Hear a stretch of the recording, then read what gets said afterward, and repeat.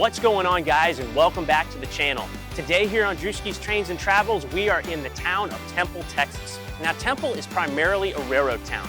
It was founded by the Atchison, Topeka, and Santa Fe Railroad, and today is not only home to the Burlington Northern Santa Fe Railroad, but also Amtrak's Texas Eagle, and most importantly, one of the few remaining Santa Fe depots here in Temple, Texas, and also home to the Temple Railroad and Heritage Museum.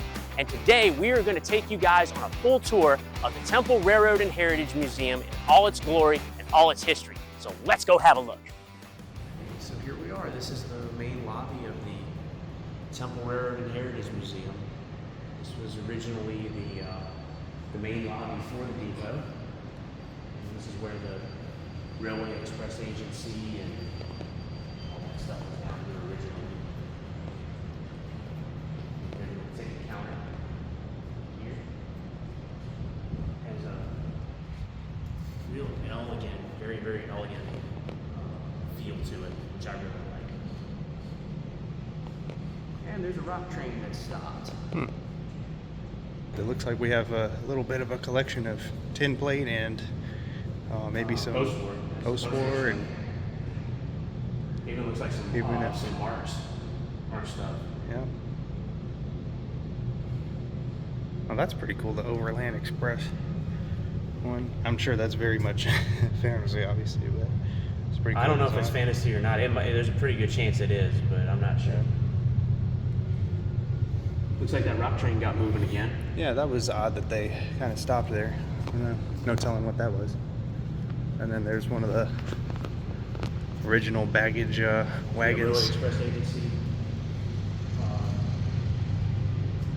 What do they call those? You remember the term for that? I don't know offhand exactly what they call it, but I'm just going to call it a baggage wagon because this was definitely more of a wagon. There's the tail unit. We'll have an opportunity to see plenty of trains out here because this is BNSF's active main line out here. That's a cool painting. Definitely got a lot of that wood smell. Mm-hmm. I kind of like that smell. Mm-hmm. And there's the Santa Fe's passenger trains back in the 1960s. And that's what it would have looked like if it wasn't Amtrak's Genesis units coming through. Some of it still looks the same. You can, but a lot of it's changed for sure. Mm-hmm. Ooh, that's cool. Looks like the clock has a copper. Clock has a copper jacket on it. I love that. That's like my favorite thing.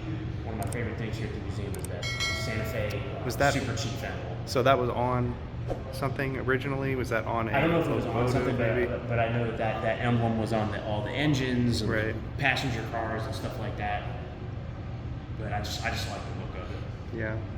And I think it's really cool what they did with this little display piece for the locomotive outside. Looks like it ran into the building. Oh, and real quickly, for people that are watching this video, David pointed this out to me a minute ago, and I'm going to see if you can sneak in here. If you get in here, there's an original timetable, if it'll focus. There we go. That's a Missouri, Kansas, and Texas timetable from 1956 that's been left up there, almost like frozen in time. That's really cool. So this is supposedly, from what we understand, this is a new exhibit that they have, and every so often they'll change. Like they'll have an exhibit that comes through, and then it'll be a temporary thing that they'll have for a little bit, and then they'll change it out.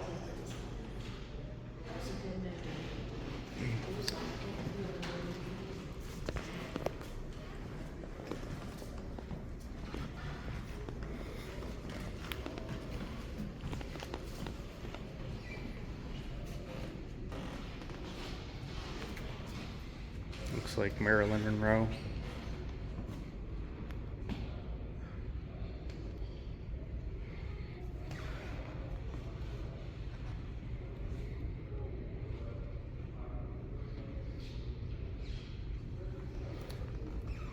Oh, there's Liz Taylor to the left. Yeah, I'm gonna come over there and check that out in a second. Liz Taylor, Sophia Loren.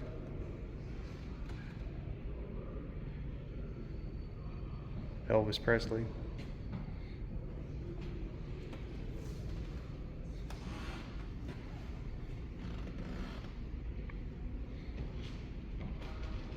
Montgomery Clift with Liz.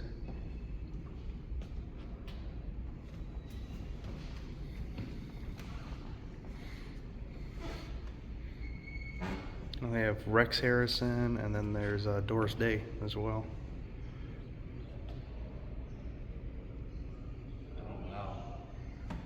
Those are photos I've actually never seen, like not even online. There's Audrey. Oh, that was on the set of Paris When It Sizzles. Which I believe is now on Tubi, if I remember correctly. Yeah, this turned into a Tubi ad, huh? It's like, hey Tubi, if y'all want to sponsor us, we'd appreciate it. That was Tony Curtis.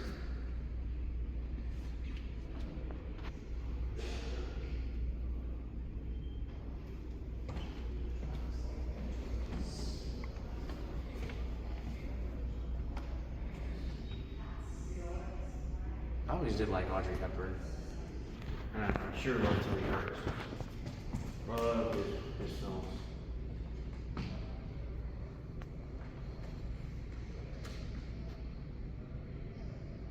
My Fair Lady? Yeah, it looks like a combination of My Fair Lady and another Paris When It Sizzles picture.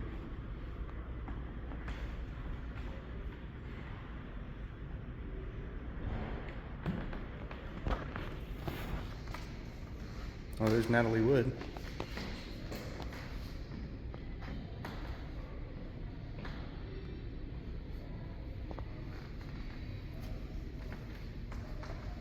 Look at that. We just watched that movie a couple months ago. Oh, these are scenes from We The Great just Race. watched The Great Race, yeah. Yeah.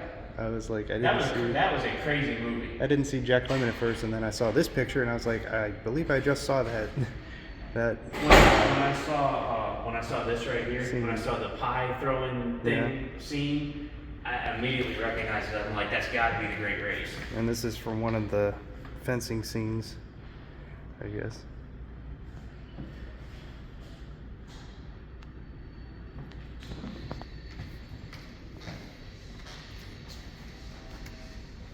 Yeah, that was The Great Race. That was a fun film.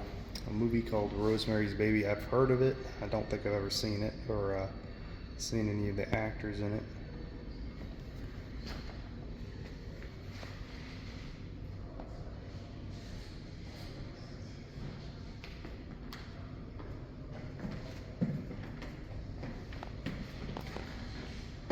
Oh wow, this is a picture of Richard Burton on the set of Who's Afraid of Virginia Woolf.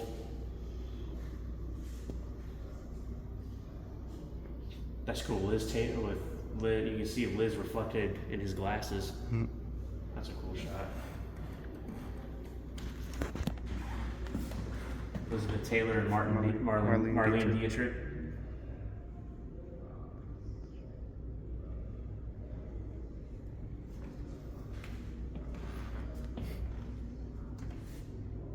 Looks like they're just like groupings of photos from like a certain film, and then they move on to another film and keep like photos grouped together. But it looks like the majority of it's like backstage or or preparing. Oh, there's Connery in a Hitchcock movie. Marnie is the name of that film. Never heard of it. I haven't either. Of course, I haven't really delved too much into the Hitchcock stuff.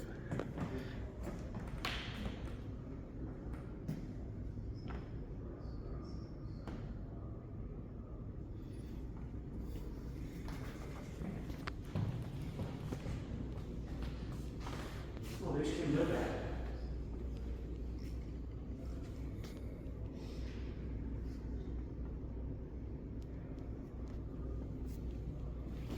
Another actress that I like a lot.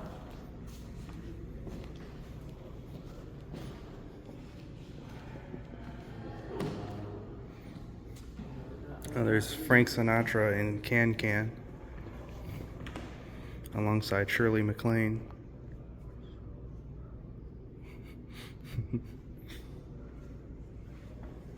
Yeah, Shirley MacLaine was the one that you didn't think was that attractive looking. Did you have to bring that up right now? No, I'm just saying.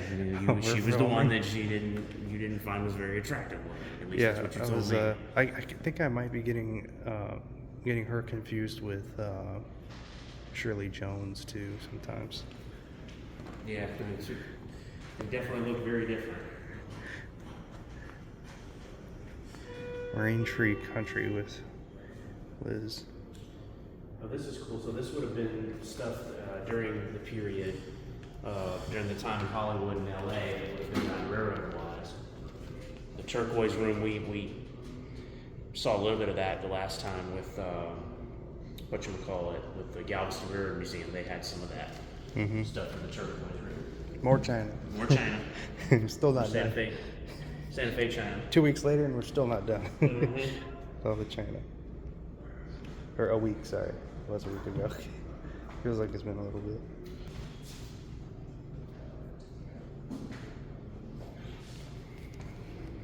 And there's a promotional pamphlet, I guess. Looks like it was folded for the Super Chief.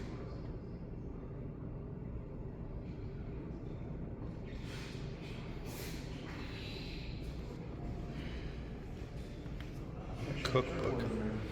Oh, there's the cookbook based off of Fred Harvey's recipes. So I know Fred Harvey created the Harvey houses. Was he also directly like a president of the railroad or something like that? No, not to my knowledge. So he was just like a person they hired to create the hotels.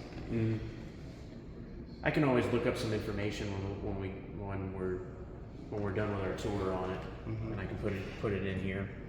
I know a little bit on the Harvey houses, but not,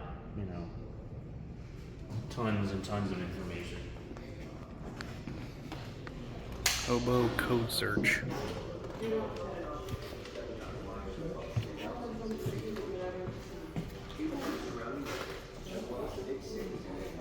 Mudtown to Temple Junction. Temple Junction.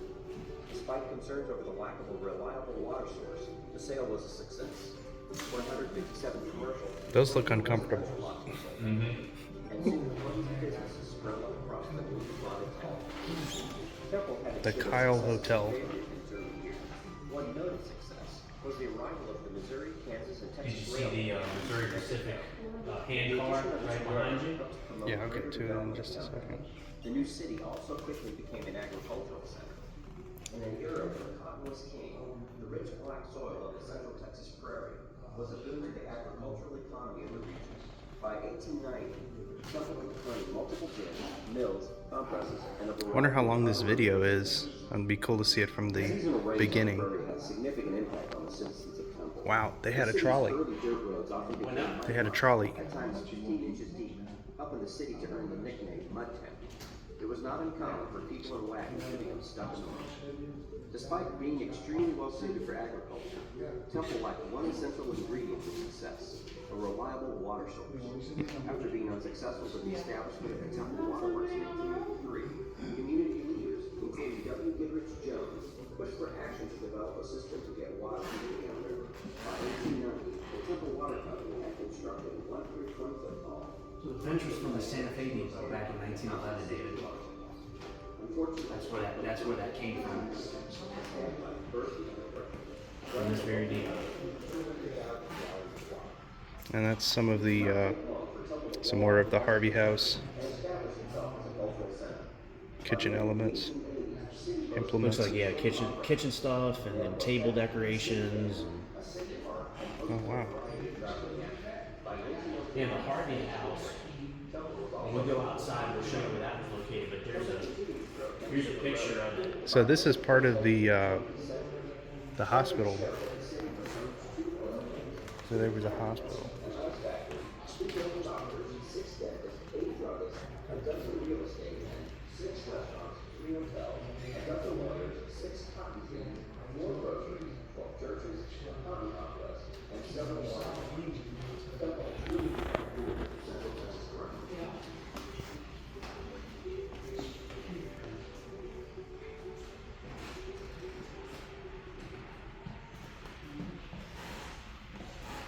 These are railway hospitals. That's where a lot of this was from.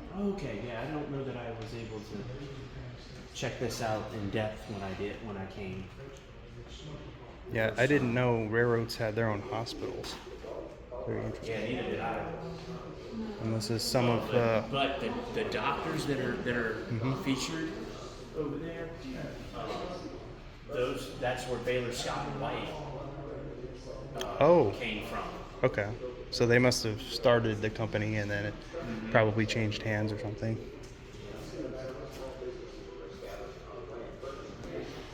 And then a lot of these artifacts are from the railroad shops, it looks like.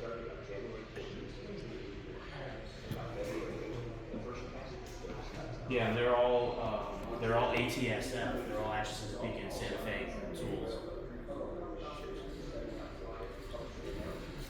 Oh, there's an anvil down here.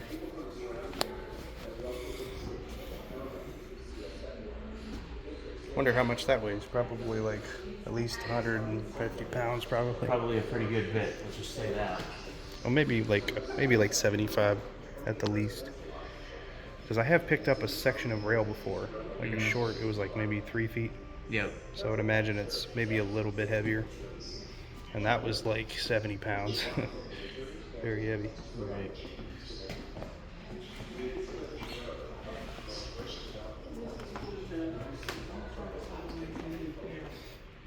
Okay, so the Scout was the name of the passenger train that came through here. Okay. I don't know if the Scout was one of them. But that's one of the Santa Fe passenger trains. This is some stuff from the Amtrak era. Yeah, this is like 70s stuff. I could tell by the colors, and it reminded me of some old stuff that Mom and Dad might have had. And I wonder if these tags here are the original tags. That's very possible. If they are, it'd be pretty cool. They still have, if those are the original tags.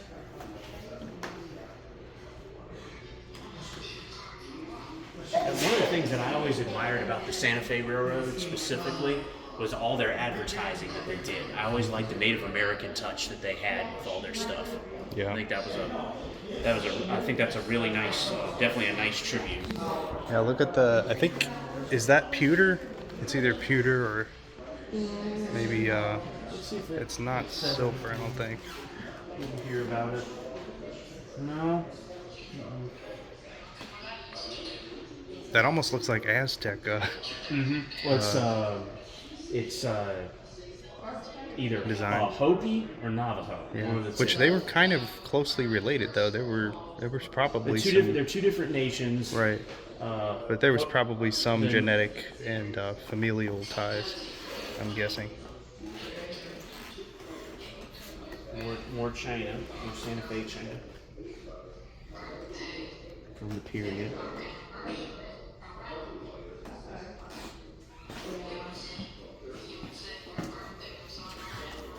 Oh, that's cool. They did a larger model. Wow. Look at this. All the different Created a larger model. ads of all the different freight cars back then. So like the first depressed center flat cars for the Transformers and the open covered auto racks, which of course you can't see today because they're now all covered over, but that's how auto racks were back in the 70s. They were completely open. Just like on a truck that would carry cars usually. Yep.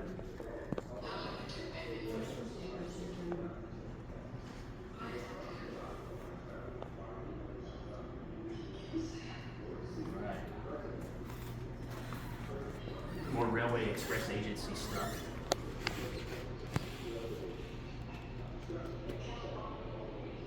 Here's one of the original counters that they used at the Railway Express agency office. I think one of the things I like so far is that they have like pieces that were in this depot that they actually took out and then they put here on the second floor. Because the second floor here was all the offices for the Santa Fe Railroad, and also the dispatcher. The dispatch offices for the Santa Fe were located here. But of course, none of that's here anymore. They took all that out when they made this upper level museum.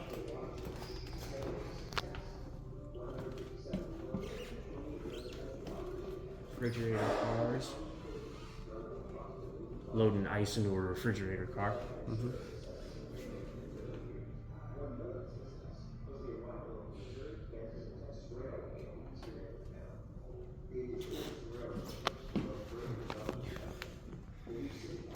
Life on the caboose.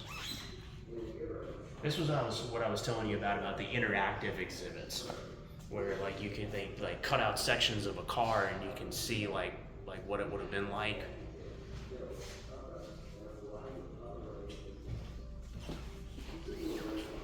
And that's that's their an little MKT stove. Mm-hmm. That's pretty cool. Embossed, yeah.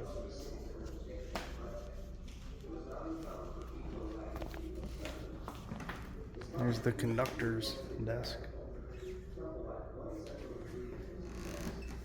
I have to wonder if the pinup girls were a part of Yeah, how accurate. part of it, or It's how not like they accurate were that shipped is. overseas or anything, Yeah. you know, away from women necessarily. Yeah. Although having a woman, I'm sure, was not as, you know, it's one of those jobs where you're very much married to the railroad, and it's harder with married life, I would imagine.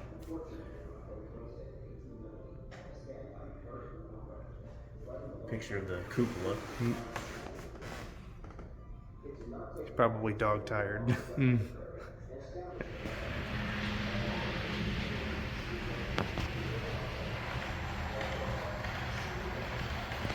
Got a big Santa Fe 3700 class sitting right there.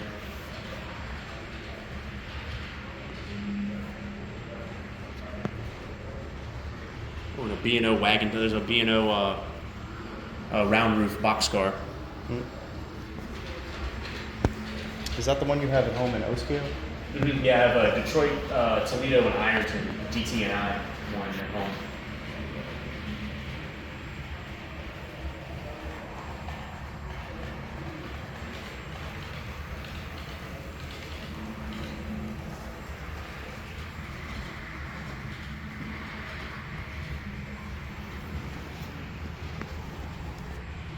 Oh, there's an army base.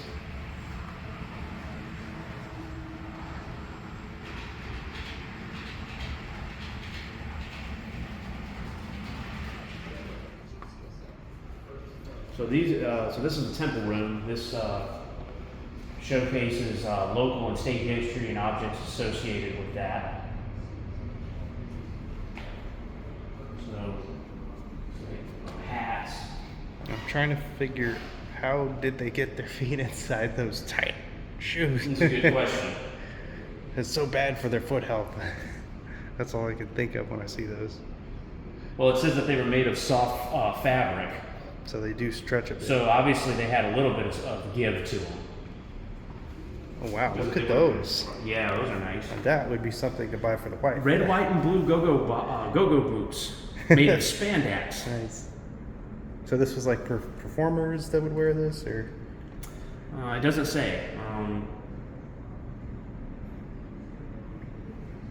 All it says is that they were custom made.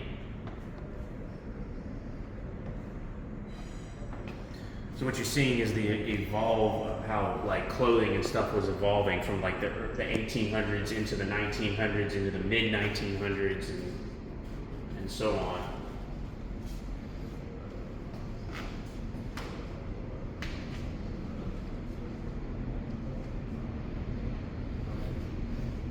Well, that pairs well with all of the photographs we saw of Audrey Mm-hmm. Sure does. and Liz.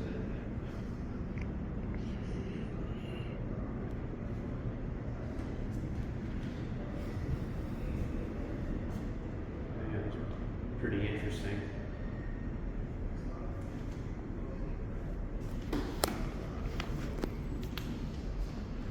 Is that a fedora?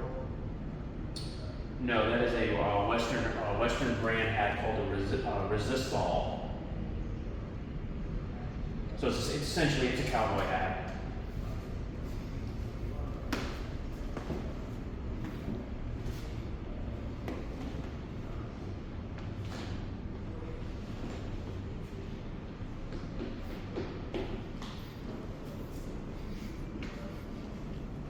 And we even have apparently some Japanese elements. Let's see. So this is stuff from the Victorian period, some of this. No, well, some of this is Japanese for you. Look, the Tachi sword was presented to the city of Temple in 1946. By General Bruce, who was stationed in Japan during World War II. The gift of the sword to the city of Temple in appreciation for the city's assistance in the development of Fort Hood, more recently renamed Fort Cabooses. Yeah, this is where the dispatcher's offices used to be. Oh yeah, that explains why they have the big, almost you could see sideways and in front of you. There's multiple windows. Yeah. And if you look out to the right, that's the BNSF locomotive facility. And they always have quite the assortment of engines coming in and out of that.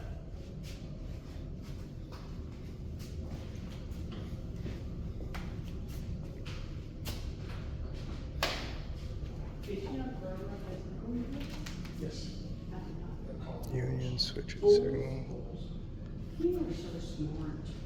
And this is similar to what we saw at Galveston, the switch box, I guess you would call it. Does it say where this one came off of? I'm trying to figure that out. This is the traffic board, but I didn't see an emblem or just as Birds Dublin, and then the people that created it, Union Switch and Signal, which is a division of Westinghouse Airplane Company. Westinghouse, yeah. Naturally. Yep. And they even have the ATCS monitor for the BNSF Gulf Division, which includes the Galveston sub and all that right up there in the corner. Yeah. So you can see what's going, like what trains are coming in and out. Okay, so this is current. This is current, yes. Wow. So you can. That's cool. This is a modern version of what we saw down here with the switchboard. And this is kind of an instructional. Mm-hmm. Yeah, on how to read it. It looks like on each of these little switch parts of the diagram, it gives an estimation of how many cars you can fit in each switch. That's I think that's what that is. Of course, that will vary depending on if you have auto racks or small hoppers. Some of that you got to keep in mind at that particular time they didn't have all of that. Yeah, that was most everything was under 60 feet at the time.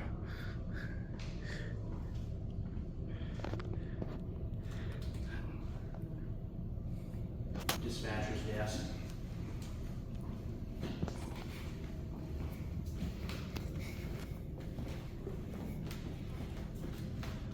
Trying to figure out what's above me. Communication Telegraph lines. Yeah, telegraph. That's what those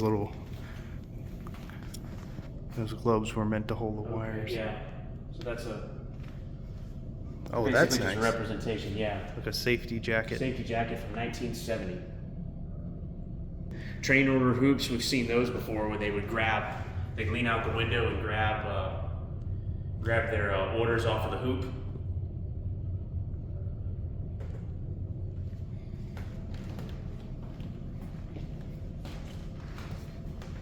So these are all interactive.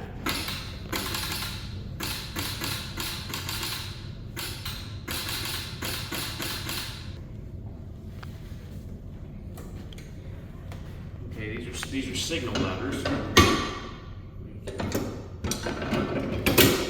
Lock them.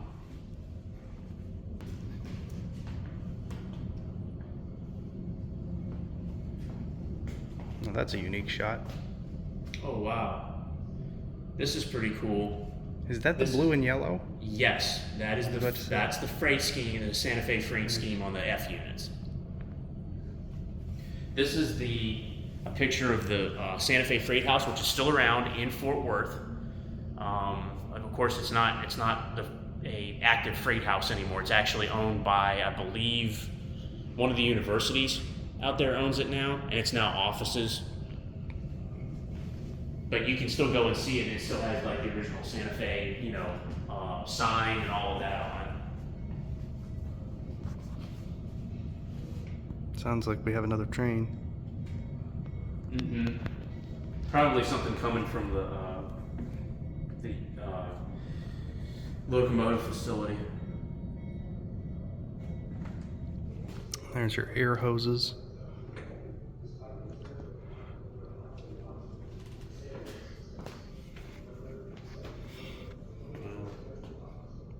Connecting between cars.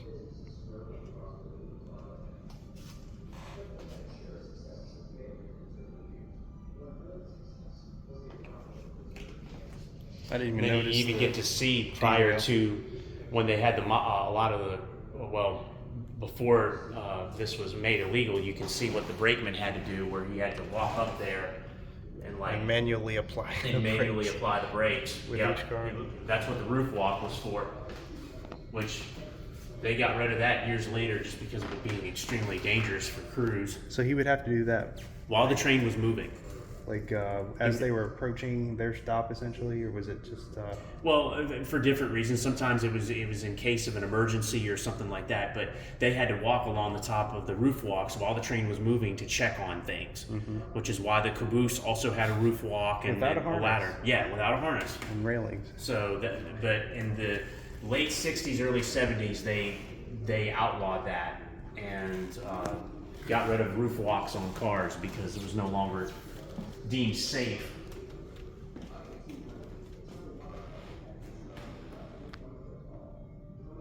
Talking about the dangers of coupling. So that's the Lincoln pin system that's used over in Britain. And probably early on over here. Mm-hmm. Just for the people that are watching, if you remember earlier where we were showing pictures of the depot when it was in active service for the Santa Fe, this is where the main platform and the two tracks that ran through here for the platform area we're at. And they're still here, but now they've been converted into basically basically display tracks, because now, of course, the Santa Fe main line is over here, has been moved over and all that. Temple, of course, is a main stop for the Texas Eagle for Amtrak. So the station also serves as basically a depot for Amtrak here on this side of the building. I wonder if that's what they're going. They might be going to that fire. There's a lot of. I bet you that's what that is, because I'm hearing those sirens. Yeah, I mean, I hear crackling and popping. That's a lot of smoke. Yeah, that's God black. dang. I wonder if maybe there's tires over there or something. Let's see if we Something can. went off. Yeah, there's the truck. Yeah, it sounds like they're braking.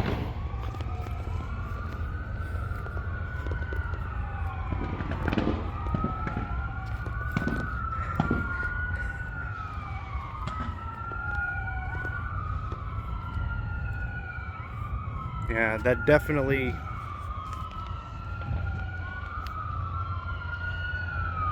appears to be more than just your average campfire. Yeah. It's not a cookout.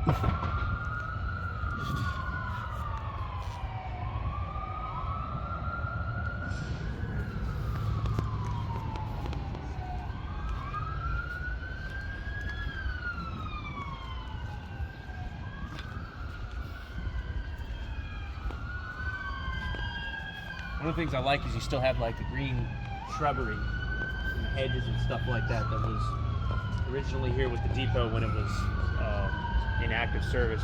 And I always liked like the letters that spell out Temple along there. I always thought that was cool.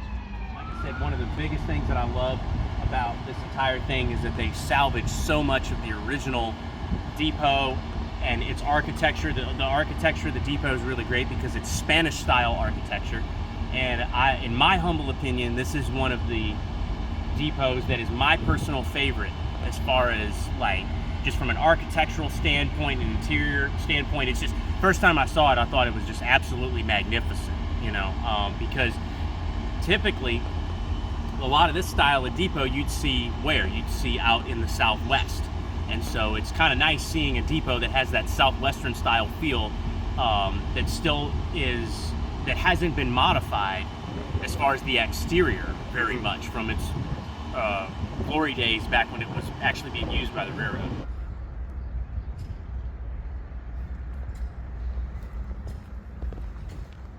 Is the door open? No, it's locked shut, but you can kind of see in the caboose, even though it's pretty dark. You can see a little bit here and there. This is a steel caboose, so yeah, it appears like there might have been some vandalism. Oh, there we go. Yeah, you can kind of see a little bit in there. Now, what's the one, this kind of caboose where it kind of overhangs a bit off the sides, the cupola? MKT extended vision caboose. Okay. Called extended vision because you have the cupola, as you can see, actually extends out from the body, as opposed to this Santa Fe type caboose, which of course is a much older style, but the cupola stays within the frame of the body. Right. They did this to give the crew a lot more room to be able to see stuff.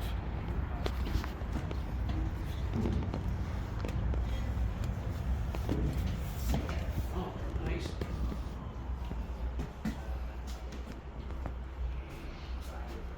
So here's some photographs of the interior.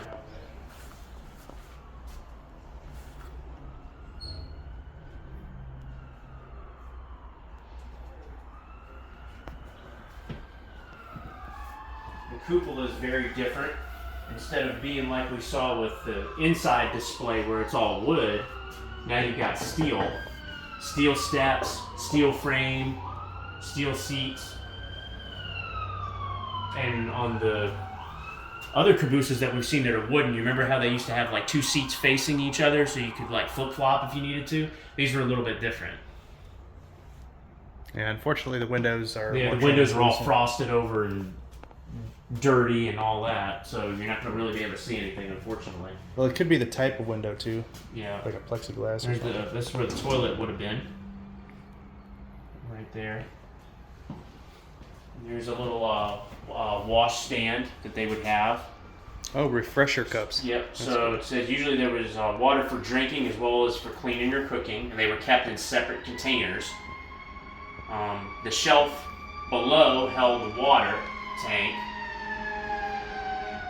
And it says notice the lip of metal around the edge. It was used to help secure the tank when the train was in motion. That's why they have that little curved piece that comes up. Yeah. And of course the stove. This one was diesel powered instead of fueled, instead of being operated like the potbelly stoves where they were wood fired. So again, this is a 1970s caboose, which was the last era to have a caboose on a train. So there were improvements. Yeah, there were definitely a lot of improvements.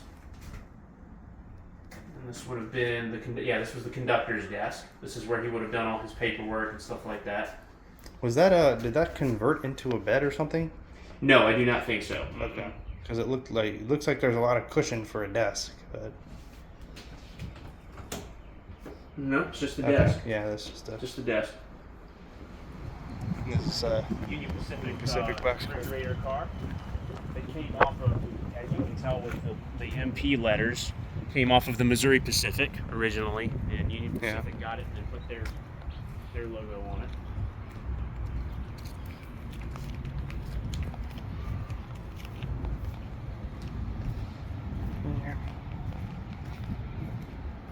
And it looks like down here, so kind of a fun fact, where these two display tracks are originally, which of course were for the main platform, right where this overpass is, this is where the Harvey house would have been. So it was literally right behind the depot. Unfortunately, it was torn down to make way for the highway and the overpass here. So I wish it was still in existence, but there's pictures of it right here of the depot along with the Harvey house right behind it, which the Harvey houses is where the passengers would, if they needed to stay overnight and wait for a train or for transportation or whatever, it was basically the Santa Fe Railroad's hotel. They even had their own farms. Mm-hmm. That's incredible. Yeah. Very self-sufficient, I'll tell you that. Yeah, Once the Harvey house was taken down, now they have like a playground area and stuff like that that's here. This is a really great spot for watching trains. You can literally just sit here in the shade and you watch trains come through all day. Yeah. This one has BNSF markings with the Santa Fe lettering. So it was one that BNSF, I believe, they donated, if I remember right, to the museum.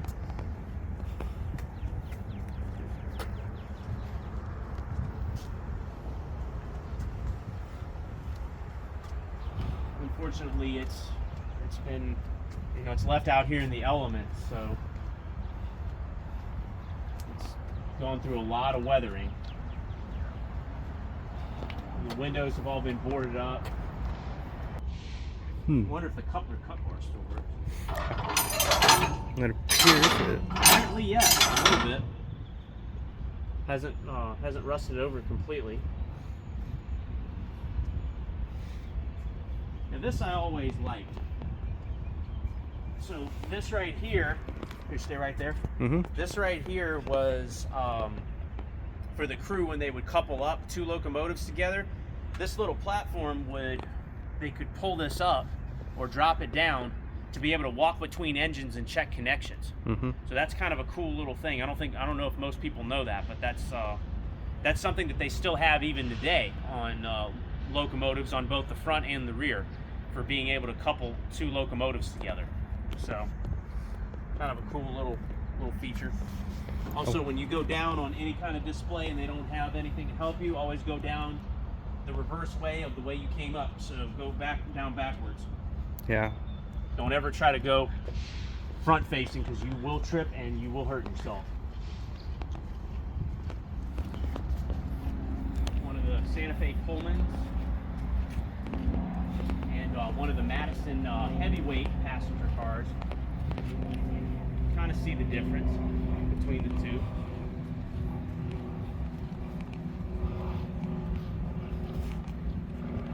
Unfortunately, you can't go in any of these, I'm sorry to say.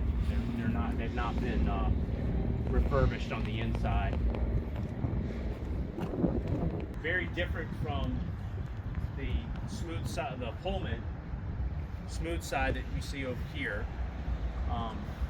Both of these are in Santa Fe colors. One's in the green, the Santa Fe green, and then the other one, of course, is in more of like the silver, like Super Chief style. But both of them were used by the Santa Fe on their passenger trains.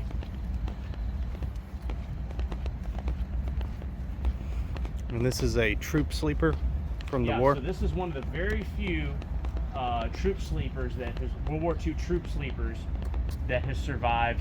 And this was essentially the inside of it. If I remember right, David, was all bunk beds, and that was used to transport troops during World War II on military trains, and they would have more than one. Thankfully, there's one that still survived, and this is one of them. So it's basically a discount. It's a discount. It's a discounted sleeper car, essentially. Yeah, means of getting a lot of people into one car, and providing them with the ability to sleep. Yep. So, it really wasn't too traveling. much different from like the way that they have like the berthing on ships and stuff like that. Yeah, probably more like an RV, but more focused on the sleeping element. Yeah, it's just like it's multiple tight, bunks. Very and tight. And like I said, during the war, they would have on a military train where they're hauling equipment and all this kind of stuff, like tanks and jeeps and all that sort of stuff. They would have multiple like troop sleeper cars, and they'd have coaches like that Madison heavyweight that we just got looking at. That green Madison heavyweight. They would have those mixed in too, because those would be regular coaches for people to actually, relax in and stuff like that, and then they'd have an eating area and stuff like that for the troops. So now the steam locomotive, of course, is a 462 Pacific class, and has the unique ATC UCSF like style and design and all that kind of stuff, and is in fairly decent shape considering the fact that it's out here in the elements all the time and you can go in it. One of the things that I think would probably strike most people about the engine is the big wheels. Santa Fe was known for these huge, massive wheels. Yeah, on a small steam engine. Go stand in front of it for scale. Yeah. You're what? I'm going to demonstrate just for. Are you five? By the cranks. You're 5'7" or 5'6"? 5'6" and a half, almost 5'7" with shoes. Yeah. These are, I believe, I can't remember if they're 70-inch. I think drivers. they're at least 72. Okay. Which would be But 6 feet. They're taller than me. Mm-hmm. Of course, the whole freaking engine is taller than me. But Yeah, like 3 times at least.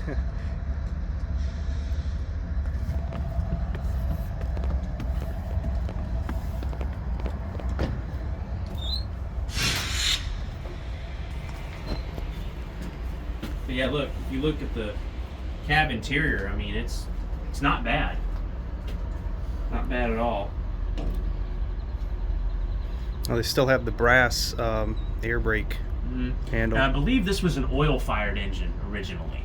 Yeah, well, think it it was appears coal-fired. that when usually you'll see that little porthole looking thing, that usually means it's Yeah. oil, right?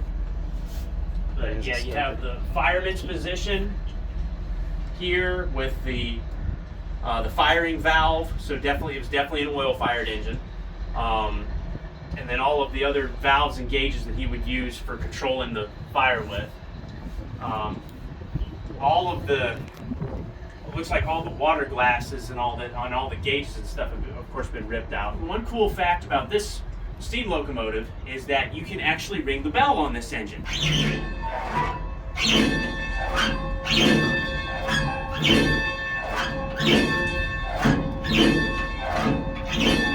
This is actually the last time I came here and sat here, which was 5 years ago.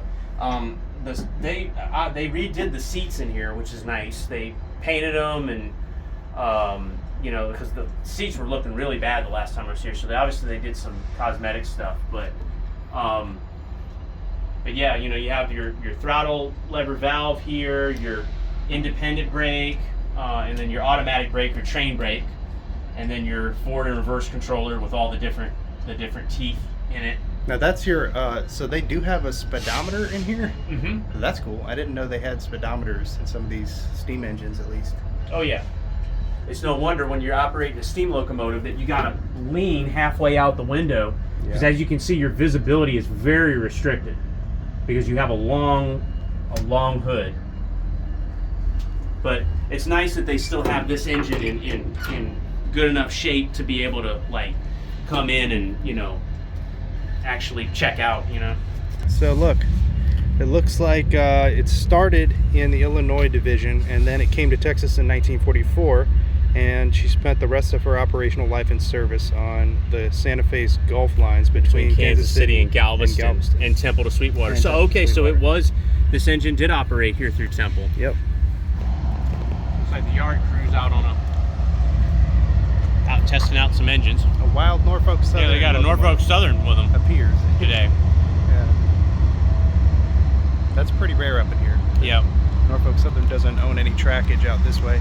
No. But occasionally you'll see like something interesting that's other than the BNSF Fanta Orange. Today's one of those exceptions.